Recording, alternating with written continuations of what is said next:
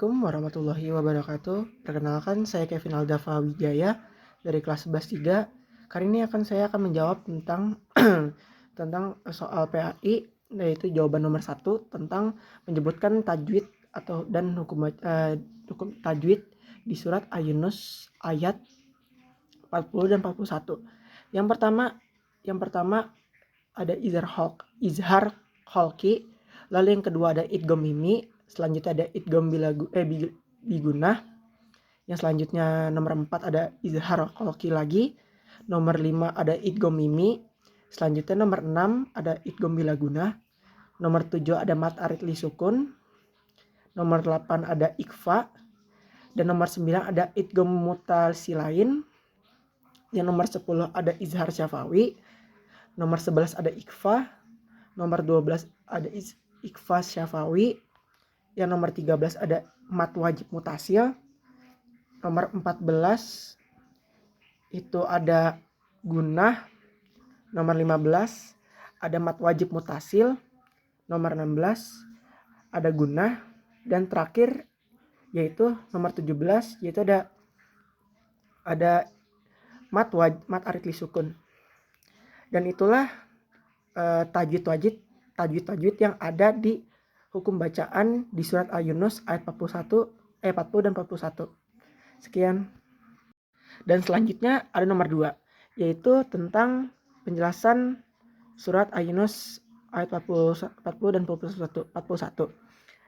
Penjelasan isi Quran Yunus ayat 40 dan 41 serta hadis yang terkait tentang toleransi penjelasan tafsir menurut Jalaluddin Muhammad bin Ahmad Al-Mahali dan Salahuddin Abdurrahman bin Abu Bakar Al-Syayati dalam kitab tafsir Al-Jalain bahwa Quran surat Yunus ayat 40 menjelaskan tentang penduduk Mekah pada zaman Nabi Muhammad SAW menjadi 2 kelompok, yaitu yang pertama orang-orang yang iman kepada Al-Quran, yang kedua orang-orang yang tidak beriman selamanya.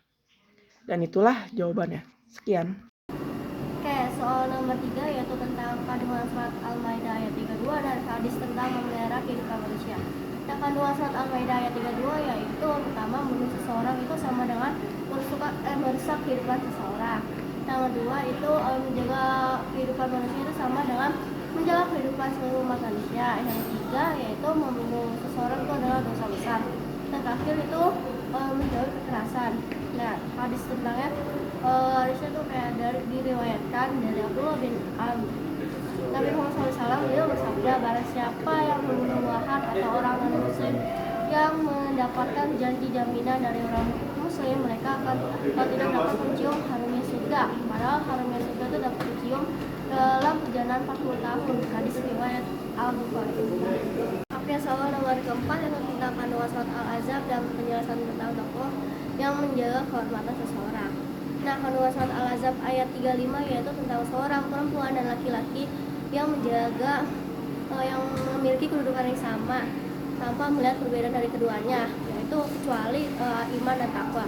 Nah, terus ada tokohnya yaitu Imam Al-Ghazali dalam kitab Ihya Ulumuddin yang menyebut bahwa kehormatan seseorang ini dijaga ifah, yaitu menjaga kehormatan diri dari hawa nafsu atau terutama hawa nafsu syahwat. Nah, beliau menekankan bahwa kehormatan diri itu adalah kunci untuk menjaga akhlak dan martabat manusia. Saya Alfatun Isa akan menjelaskan nomor 5 dan 6. Nomor 5, muru'ah. Muru'ah adalah menjaga harga diri, nama baik, dan menjaga perilaku kita, lalu menjaga pakaian kita juga sesuai dengan ajaran agama. Contoh-contoh muru'ah dalam kehidupan sehari-hari adalah tidak berkata kasar, menghindari pergaulan bebas, lalu menghindari makanan dan minuman yang haram. Lalu ada juga nomor 6, ikhlas. Ikhlas ada 3, yaitu ada orang awam. Orang awam adalah ikhlas yang dilakukan seseorang untuk meminta ridho di dunia dan di akhirat. Lalu yang kedua ada ikhlas hawas. Ikhlas hawas adalah seseorang yang melakukan ini untuk akhirat. Lalu yang ketiga ada hawasul hawas. Orang yang melakukan ini adalah seseorang yang tidak meminta apapun dunia ataupun akhirat, melainkan hanya menginginkan ridha Allah Subhanahu wa taala. Terima kasih.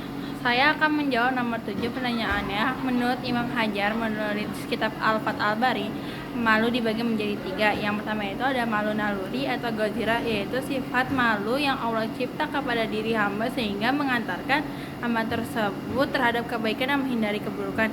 Yang kedua itu ada malu yang dicari atau muktarab. Sifat malu ini ada kalanya bagian dari imam serta rasa iman sebagai hamba di hadapan Allah di hari kiamat. Pertanyaan nomor 8, pengertian zuhud menurut Abu Sulaiman Al-Darani dan kedua menurut Thaqib Al-Insafahani. Nah, zuhud menurut Abu Sulaiman Al-Darani adalah meninggalkan sesuatu yang dapat menimbulkan diri kita sehingga melalaikan Allah. Terus menurut Thaqib Al-Insafahani adalah menjelaskan zuhud bukan berarti meninggalkan usaha untuk menghasilkan sesuatu seperti yang banyak disalahpahami orang, karena yang seperti itu mengantarkan pada kerusakan alam dan bergantung dengan takdir dan peraturan Allah. Nomor 9, jelaskan pengertian adab bermedia sosial dan sebutkan bagaimana menggunakan media sosial dengan sehat. Jawabannya, adab bermedia sosial adalah sikap atau perilaku yang harus dikedepankan ketika berinteraksi dengan orang lain di media sosial. Cara menggunakan media sosial dengan cara yang sehat, yang pertama menghindari penyebaran berita hoaks, yang kedua menghindari berasangka buruk, fitnah dan gibah, yang ketiga meneliti fakta tentang informasi yang diterima. Sebutkan adab penggunaan media sosial dan penerapannya dalam kehidupan sehari-hari di masyarakat. Yang pertama, niat yang baik. Yang kedua, memilih teman yang baik. Yang ketiga, meneliti fakta. Yang keempat, menyampaikan informasi tanpa rekayasa atau manipulasi. Yang kelima, mengajak kepada kebaikan. Yang keenam, menyampaikan informasi atau komentar dengan cara yang baik. Yang ketujuh, menghindari bahasa yang menyinggung, menyakiti, atau menghina. Yang kedelapan, bersikap bijak. Yang kesembilan, dapat mengambil hikmah. Sudah Pak Agus. Assalamualaikum warahmatullahi wabarakatuh. Semuanya perkenalkan, nama saya Putri Anggraini Rana Prasetya. Saya akan menjawab pertanyaan dari soal nomor 11 tentang definisi nikah secara bahasa. Definisi nikah secara bahasa menurut Imam Ahmad bin Umar As-Safitri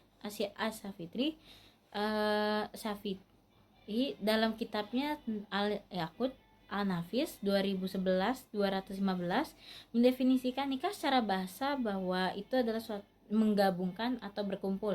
Sedangkan secara istilah syariat, menikah adalah suatu akad yang membolehkan seorang laki-laki dan perempuan dalam hubungan suami istri. Lalu untuk rukun menikah terdapat 5, yaitu ada calon suami, calon istri, seorang wali, dan 2 orang saksi serta iskot atau ijab kabul.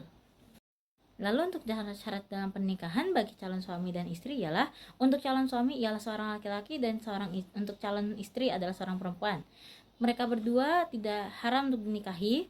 Lalu untuk mereka juga tidak sedang melakukan ihram atau masa iddah bagi sang istri.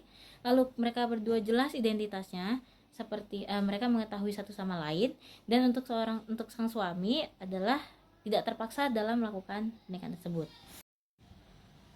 Lalu untuk syarat untuk seorang wali dan 2 orang saksi ialah mereka adalah Islam, mereka adalah balik, lalu mereka berakal, mereka sama-sama lelaki, mereka adil, dan juga mereka merdeka atau bukan seorang budak.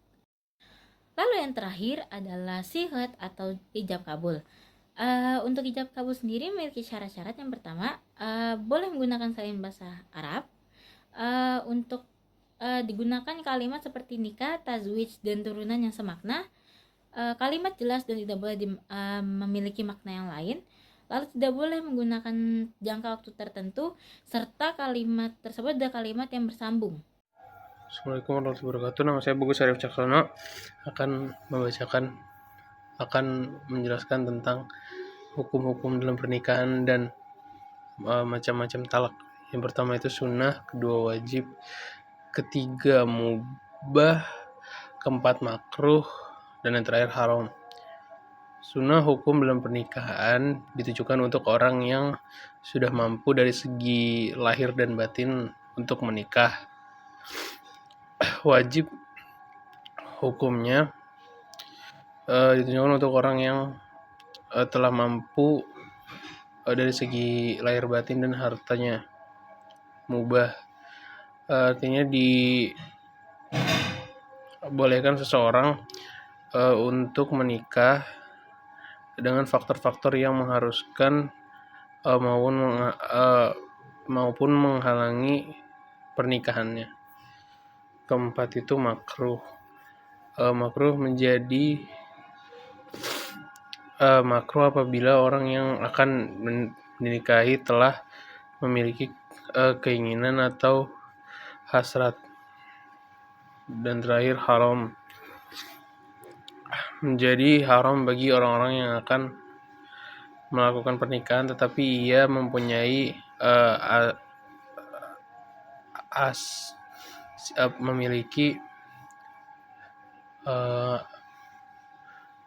memiliki sifat yang buruk. Selanjutnya ada macam-macam talak.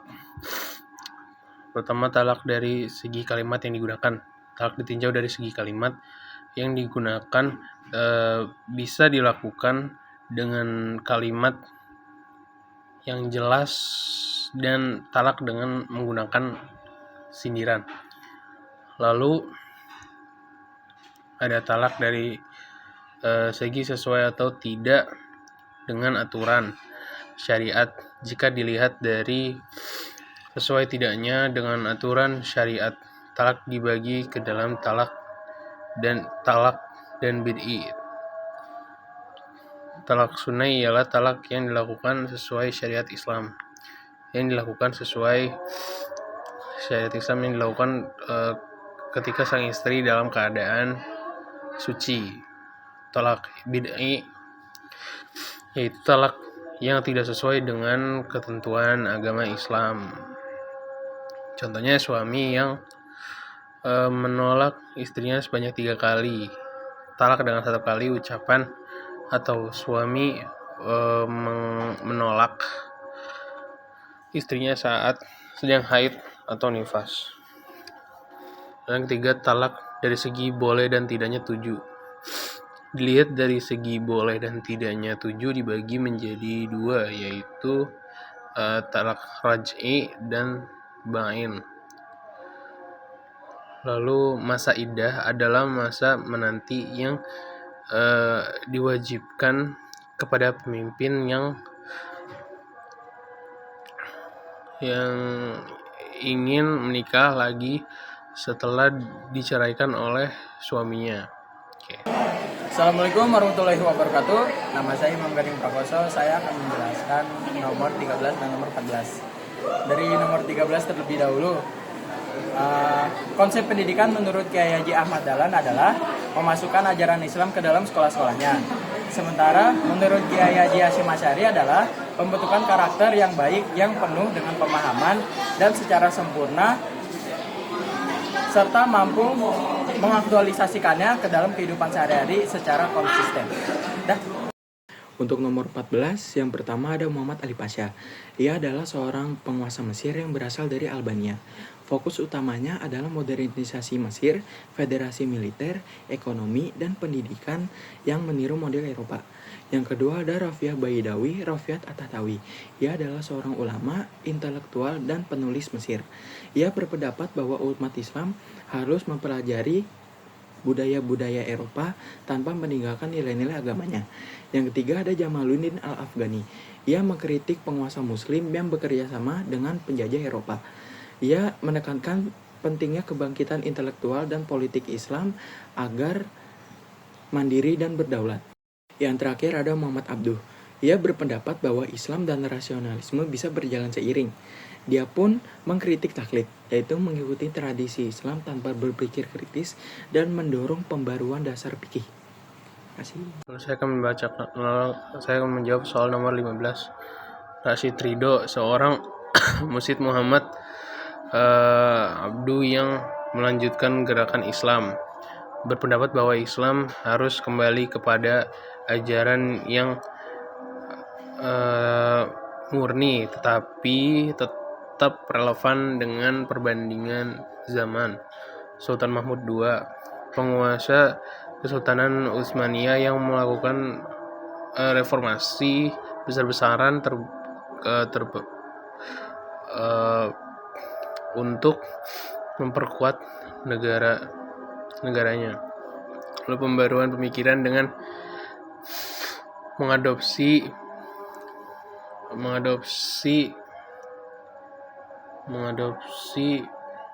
budaya barat. Lalu ada Muhammad Iqbal menekankan pentingnya kebangkitan spiritual dan intelektual umat Islam. Lalu mengembangkan konsep kesadaran diri sebagai kunci kebangkitan umat.